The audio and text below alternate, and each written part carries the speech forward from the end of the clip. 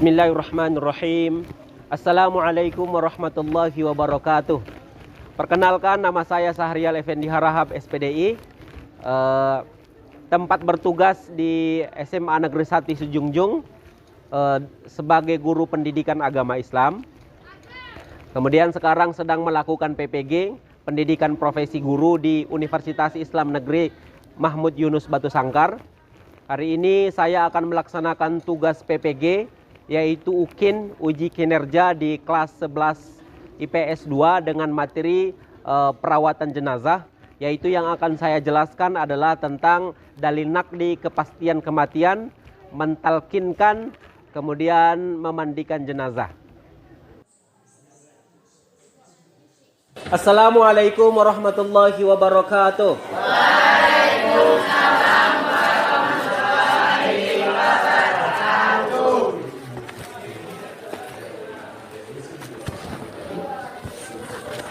Bagaimana kabarnya hari ini Ananda semuanya? Alhamdulillahirabbil alamin. Mudah-mudahan kita semua dalam lindungan Allah Subhanahu wa taala. Ketua kelas siapkan dan langsung pimpin doa. Siap, gerak. Berdoa mulai.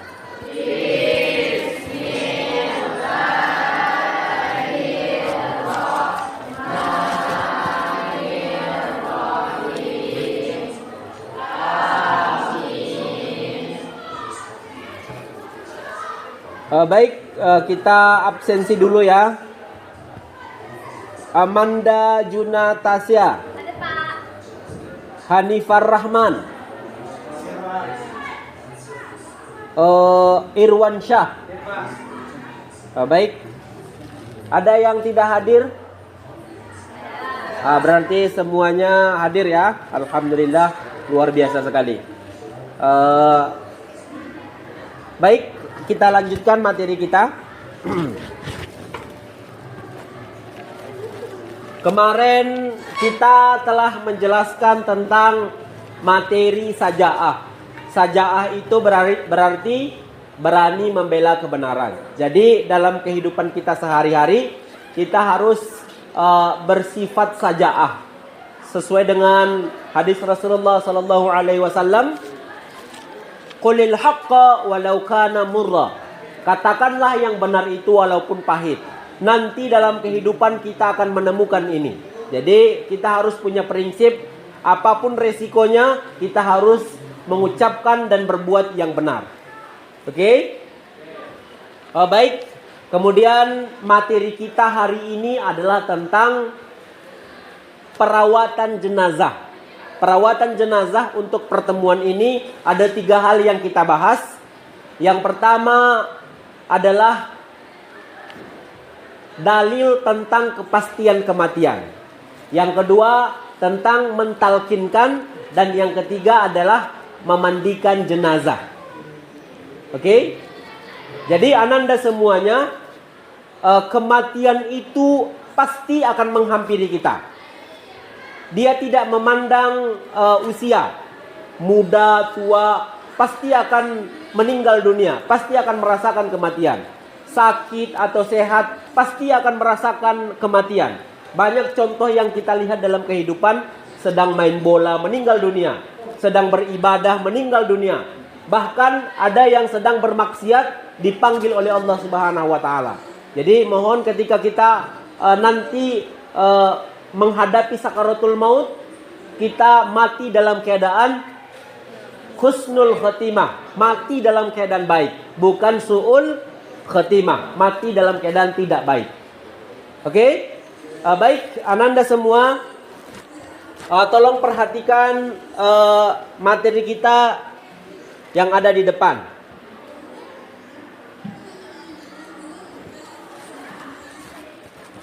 Apa yang terfikir oleh Ananda ketika melihat gambar ini? Ada yang ingin berkomentar? Silahkan. Silahkan Ananda. Saya akan mengemukakan pendapat saya berdasarkan gambar tersebut dan mengajukan sebuah pertanyaan kepada Bapak. Dari gambar bencana alam tsunami tersebut mengingatkan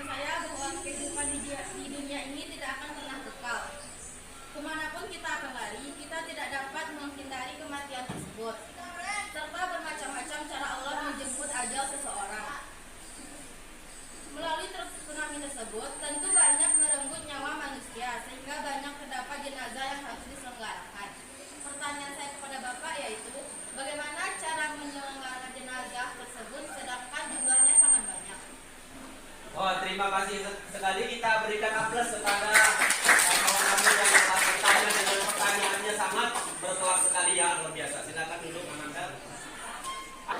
Ada lagi yang ingin berkomentar tentang gambar ini? Silahkan Ananda Raffi.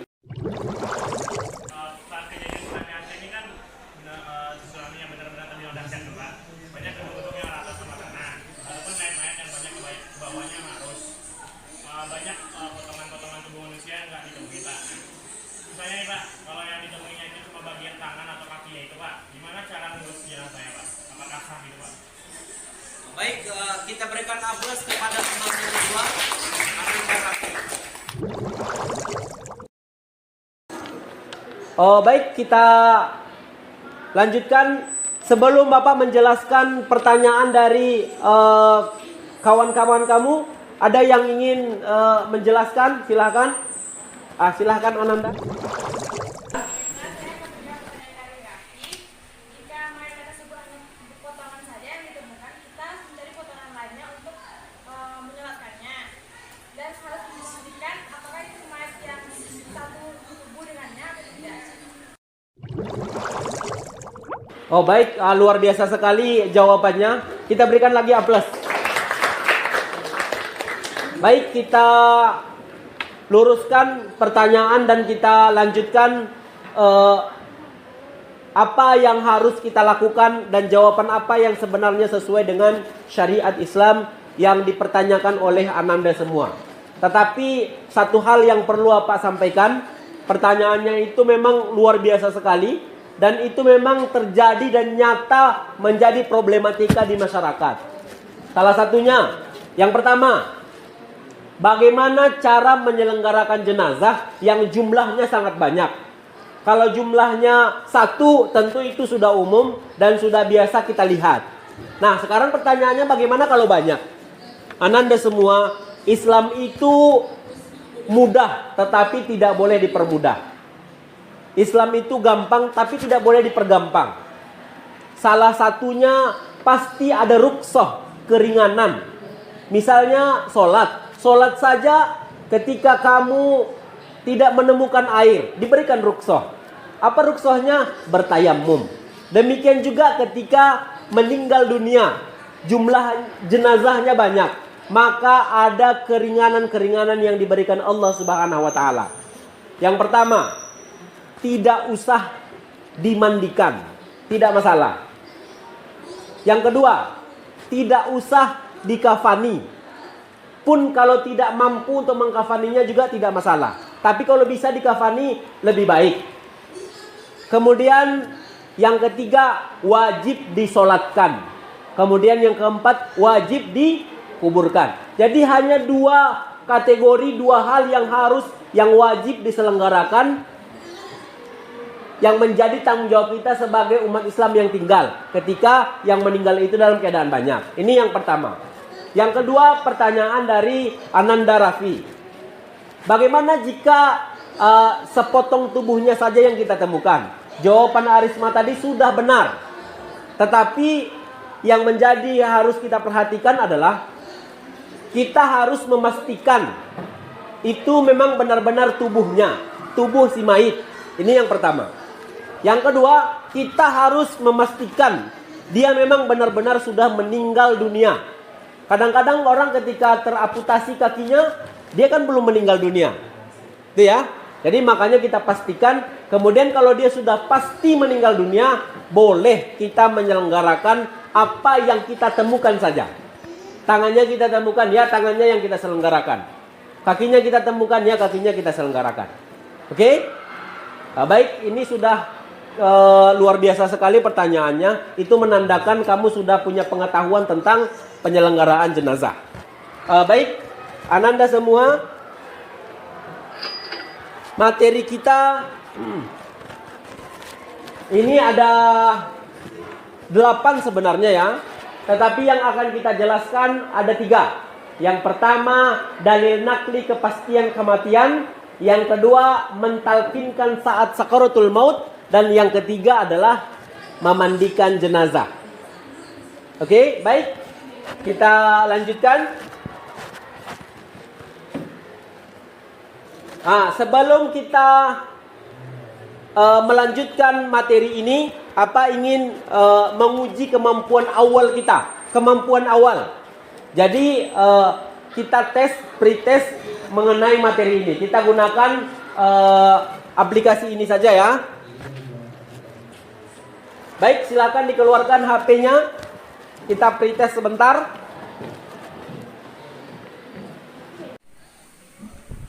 Silakan dikerjakan sendiri-sendiri.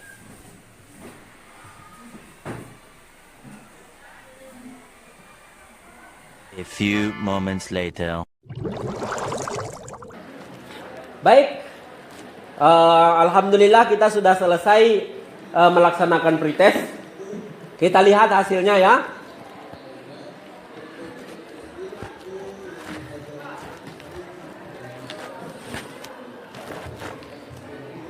Ini luar biasa sekali hasilnya sudah keluar. Jadi ini hanya pengetahuan awal saja. Ketika nilai kita tidak memuaskan, itu tidak masalah. Jadi ini hanya pengetahuan awal saja bagaimana penguasaan materi terhadap materi ini.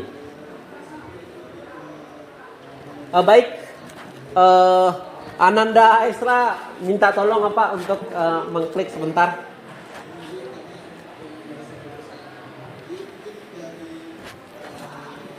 Baik, Ananda semua, sebelum kita berdiskusi nanti, ingin menjelaskan dulu tentang perawatan jenazah.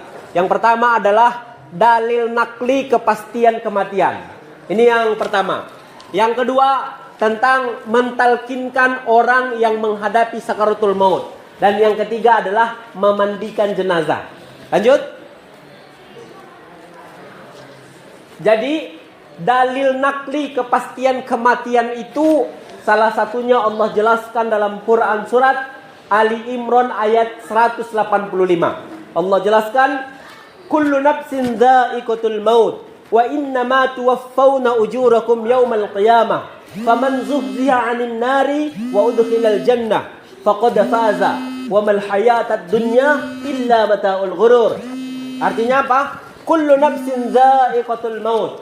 Setiap yang bernyawa pasti akan merasakan kematian. Itu makanya disampaikan di awal tadi, bagaimanapun kondisinya, kematian akan menghampiri kita. Baik, kita lanjutkan. Kemudian sebenarnya dalilnya sangat banyak sekali. Juga ada Quran surat Al-Baqarah ayat 155, وَلَنَبْلُوَنَّكُمْ بِشَيْءٍ مِّنَ الْخَوْفِ وَالْجُوعِ وَنَقْصٍ مِّنَ الْأَمْوَالِ وَالْأَنفُسِ وَالثَّمَرَاتِ وَبَشِّرِ الصَّابِرِينَ الَّذِينَ إِذَا أَصَابَتْهُمْ مُصِيبَةٌ قَالُوا إِنَّا لِلَّهِ وَإِنَّا إِلَيْهِ رَاجِعُونَ. Allah akan menguji kita. Salah satunya mengujinya adalah dengan kekurangan jiwa. Itulah kematian. Baik, ini materi pertama. Yang kedua adalah tentang mentalkinkan orang yang menghadapi sakaratul maut. Orang yang menghadapi sakaratul maut itu maknanya mentalkinkan, itu artinya adalah mengajari mayit untuk mentauhidkan Allah ketika sakaratul maut. Jadi ketika orang-orang yang ada di sekitar kita dan terlebih keluarga dekat kita, ayah kita, ibu kita, saudara kita sedang menghadapi sakaratul maut, maka yang kita ajari lafaznya adalah La ilaha illallah. Ini sesuai dengan, kita lanjutkan, pesan Rasulullah Sallallahu Alaihi Wasallam. Kita lanjutkan. Ini cara mentalkinkan mayit atau orang yang menghadapi sakaratul maut. Yang pertama, dianjurkan bagi orang yang hendak meninggal agar ditalkinkan oleh orang yang dicintai mayit atau yang dipercaya oleh mayit. Misalnya siapa? Anaknya, siapa lagi?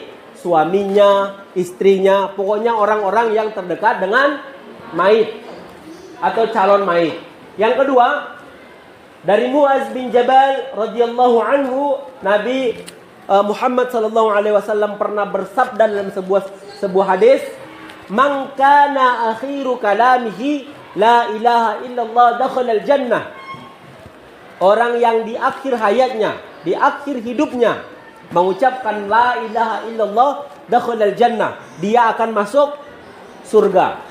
Yang ketiga, tidak terlalu sering dan tidak buru-buru. Bagaimana kita mengajarinya agar tidak terburu-buru dan tidak terlalu sering. Kalau sudah diucapkannya, ya kita biarkan saja. Kemudian yang terakhir, kalau dia sudah berhasil mengucapkan la ilaha illallah, jangan mengajaknya bicara lagi. Ini mentalkinkan yang sesuai dengan syariat Islam. Lanjut, memandikan jenazah. Di dalam memandikan jenazah ada beberapa hal yang harus kita perhatikan. Yang pertama, jenazah itu harus orang Islam. Yang kedua, didapati tubuhnya walaupun sedikit. Jadi itu tadi pertanyaan tadi sudah terjawab di sini ya. Yang ketiga, bukan mati syahid. Orang yang mati syahid tidak usah dimandikan dan tidak dikafani, disolatkan dan langsung dikuburkan. Kemudian yang catatan dalam memandikan jenazah, yang memandikan jenazah harus sejenis, kecuali suami boleh memandikan istrinya atau istri boleh memandikan suaminya. Lanjut. Ini tata cara memandikannya ya. Jenazahnya dibaringkan di tempat yang tinggi, kemudian jenazahnya di tempat tertutup, kemudian jenazahnya hendak dipakaikan kain basahan, kemudian setelah jenazah dibaringkan di atas potongan batang pisang, lalu diberikan dia airnya ada 3 ya, ada air sabun, ada air wangi-wangian, ada air apalagi wangi-wangian, apalagi air mutlak, air suci lagi mensucikan. Baik, lanjut. Baik, kita lanjutkan materinya. Kita metodenya pada pembelajaran ini adalah tentang role playing atau bermain peran.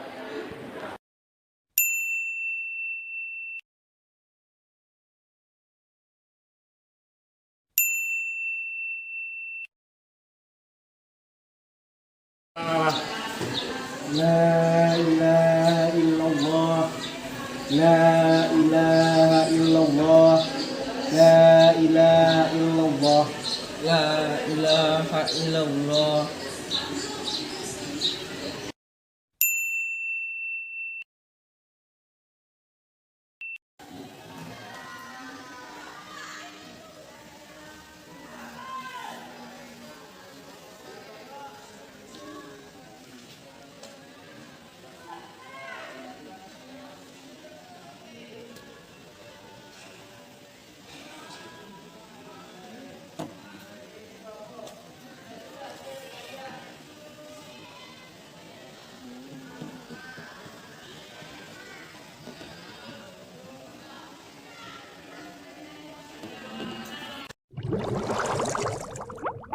Assalamualaikum warahmatullahi wabarakatuh. Waalaikumsalam warahmatullahi wabarakatuh. Innalillahi wa inna ilaihi rajiun. Telah berpulang ke rahmatullah saudara kita Fulan bin Fulan pada hari ini Kamis 12 Januari 2023, tepatnya pada jam 11 waktu Indonesia bagian barat. Sesuai dengan firman Allah pada Quran surah Al-Imran ayat 185 yang berbunyi, kullu nafsin za'iqatul maut. Setiap yang bernyawa pasti akan menemukan kematian. Oleh karena itu, selama kita hidup, kita harus selalu berbuat baik, dan ketika kita meninggal, kita dalam keadaan husnul khotimah. Assalamualaikum warahmatullahi wabarakatuh. Waalaikumsalam warahmatullahi wabarakatuh. Baik, ananda semuanya, tadi kita sudah menggunakan metode role playing, artinya bermain peran. Mulai dari mentalkinkan. Kemudian tadi yang kedua dalil yang menjelaskan tentang kepastian kematian, Quran surat Ali Imran ayat 185, Quran surat Al-Baqarah ayat 155. Kemudian yang terakhir kita sudah menjelaskan tentang memandikan jenazah. Kita perankan sendiri. Tentu ini berbeda dengan metode yang biasa kita gunakan. Ketika kita memerankan sendiri, seperti tadi mentalkinkan melepas jenazah, kita anggap yang kita lepas itu adalah keluarga dekat kita, orang tua kita, saudara kandung kita, tentu itu akan masuk ke relung hati kita yang paling dalam dan kita ikhlas di dalam menjalankannya. Jadi untuk kehidupan kita sehari-hari, mari kita mempelajari materi ini dengan baik. Demikian kita lanjutkan. Anda semuanya, kita lanjutkan diskusi kita materi ini, yaitu tentang mentalkinkan, kemudian dalil dan memandikan jenazah. Silakan Anda semua, ada yang ingin bertanya?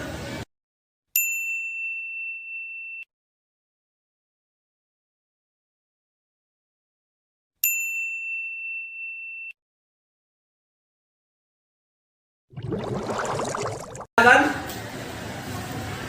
Baiklah, saya akan mengajukan pertanyaan. Dalam Quran Surah Ali Imran ayat 185 dijelaskan bahwa setiap yang bernyawa pasti akan mati. Lalu bagaimana dengan orang yang bunuh diri? Apakah itu takdirnya atau sudah sesuai dengan Quran Surah Ali Imran ayat 185 tersebut? Sekian, terima kasih. Baiklah, untuk pertanyaan tadi, apa kaitan orang bunuh diri dengan Al-Quran? Akan saya jawab sendiri. Kaitannya adalah orang yang bunuh diri tersebut tidak ada kaitannya sama sekali dengan Al-Quran. Karena orang yang bunuh diri tersebut disebut dengan menyalahi takdir. Ya, mereka akan diletakkan ke dasar neraka paling dalam, yaitu neraka jahanam.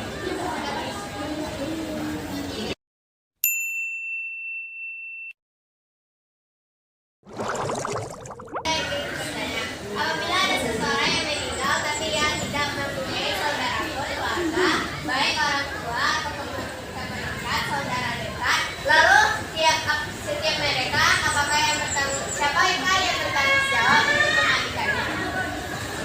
Baiklah, saya akan menjawab pertanyaan dari kelompok kedua. Apabila ada seseorang yang meninggal, tapi ia tidak mempunyai seorang pun keluarga, baik orang tua, keponakan, saudara dekat, lalu siapakah yang bertanggung jawab memandikannya? Jawabannya yaitu masyarakat Islam. Apabila jenazah tersebut tidak dimandikan, maka kita semua akan berdosa.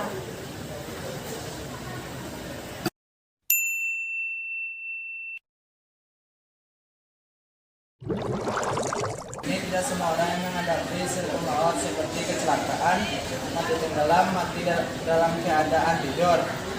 Bagaimana nasib atau orang yang mati tidak ditalkinkan, diterima atau ditolak amal ibadahnya oleh Allah? Bagaimana nasib orang yang mati tidak ditakdirkan, diterima atau tidak diterimanya amal ibadahnya oleh Allah Subhanahu wa taala? Setiap orang yang meninggal wajib ditakdirkan, tetapi urusan diterima tidak diterimanya amal ibadahnya oleh Allah itu urusan Allah dan hak Allah. Terima kasih. Semuanya, pertanyaannya tadi luar biasa sekali. Memang benar-benar pertanyaan ini adalah pertanyaan yang dibutuhkan solusi cepat di dalam menanggapinya dalam kehidupan sehari-hari terkait dengan perawatan dan penyelenggaraan jenazah. Pertanyaan pertama tadi tentang bagaimana menyelenggarakan jenazah ketika tidak ada keluarga yang mengurusinya.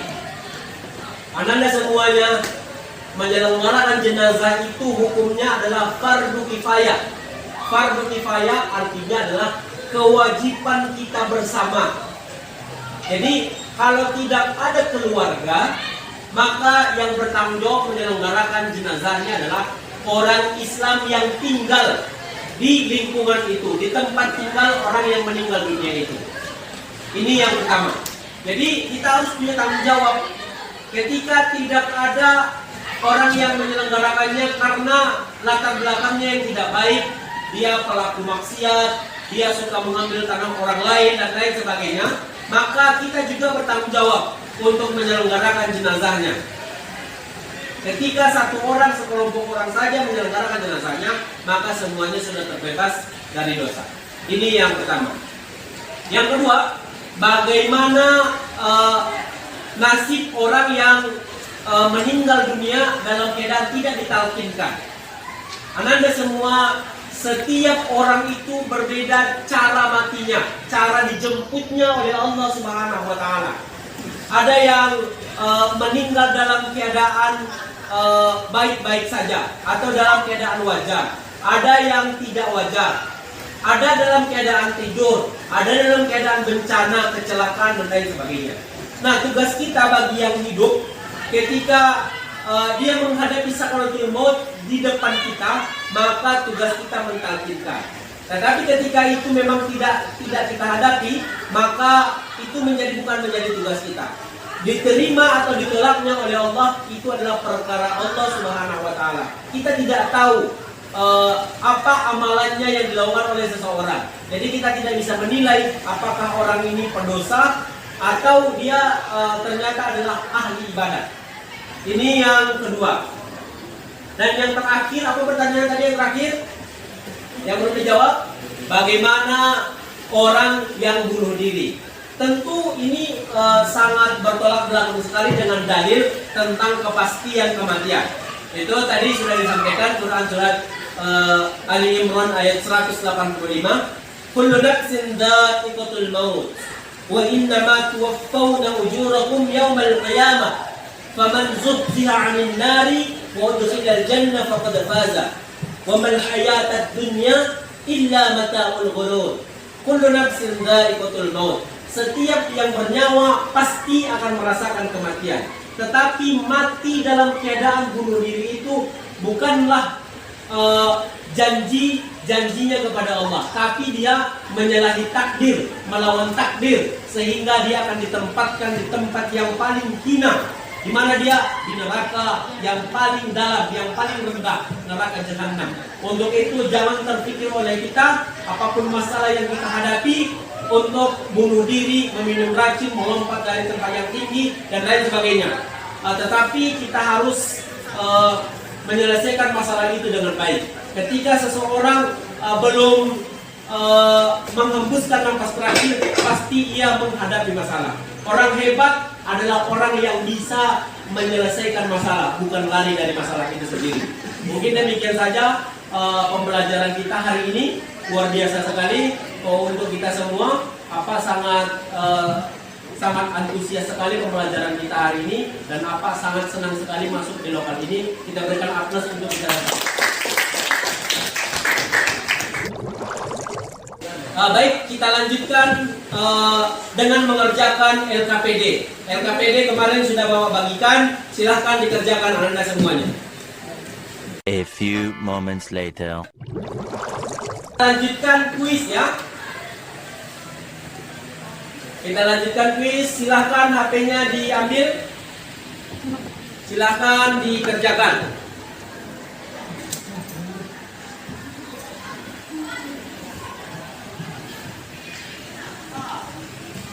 A few moments later.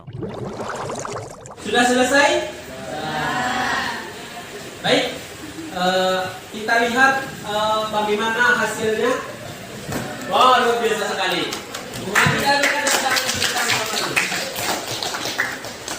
Demikian penutup ya. Baik, Ananda semuanya, pembelajaran kita sudah selesai. Kita sudah selesai semuanya sudah kita jelaskan. Maka mari kita jalankan materi ini dalam kehidupan kita sehari-hari. Kemudian yang kedua, kita akan menjelaskan materi yang sama di minggu depan, yaitu tentang mulai dari menyolatkan, kemudian mengkafani, menyolatkan, dan menguburkan. Demikian, mudah-mudahan kita semua dalam lindungan Allah Subhanahu wa taala. Demikian, assalamualaikum warahmatullahi wabarakatuh.